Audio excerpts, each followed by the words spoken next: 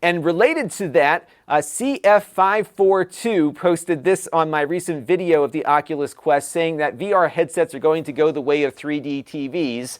Neat idea, but most people don't want to wear things on their heads in the long run. And I would certainly agree with him from the standpoint of everyday devices. You know, Google attempted the Google Glass experiment, which was a cool idea, but I think a lot of folks did not like the idea of wearing this contraption on their head and walking around in public. I sure didn't want to do that.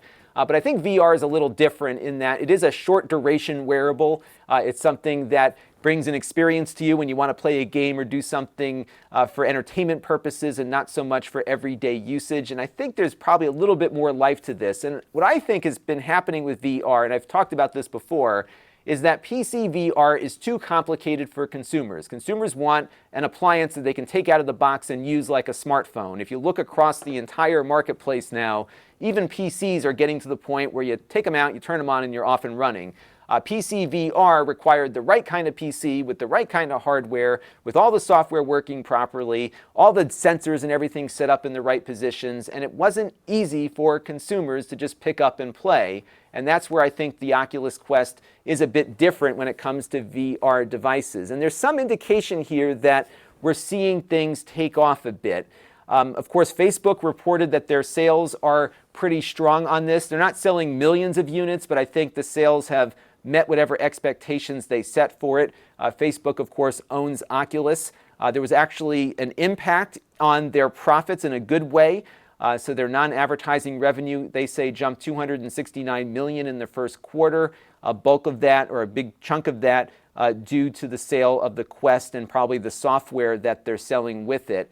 And speaking of software, Gama Sutra here has something that a few other news outlets reported on, which is that 20% of the Oculus's store 100 million in lifetime sales came from the Quest. And remember, the Quest only came out in May.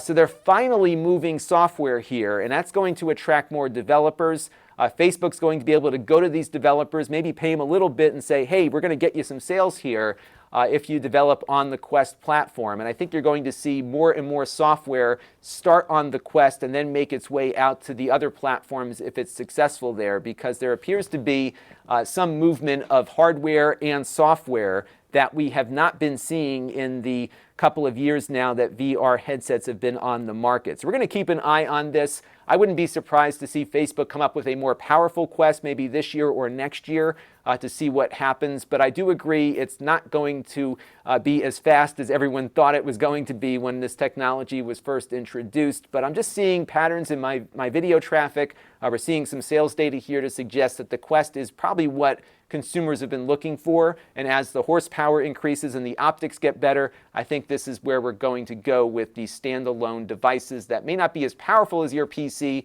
but are a lot easier to use. This channel is brought to you by the Lon.TV supporters, including gold-level supporters, the Four Guys with Quarters podcast, Chris Allegretta,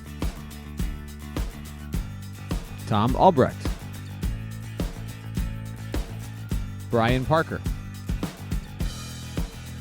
and Kalyan Kumar. If you want to help the channel, you can by contributing as little as $1 a month.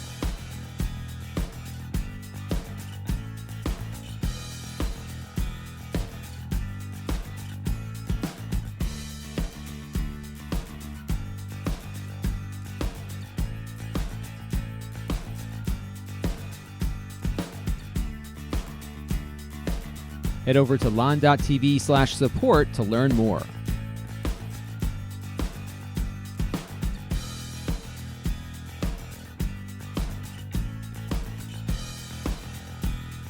And don't forget to subscribe. Visit Lon.TV/S.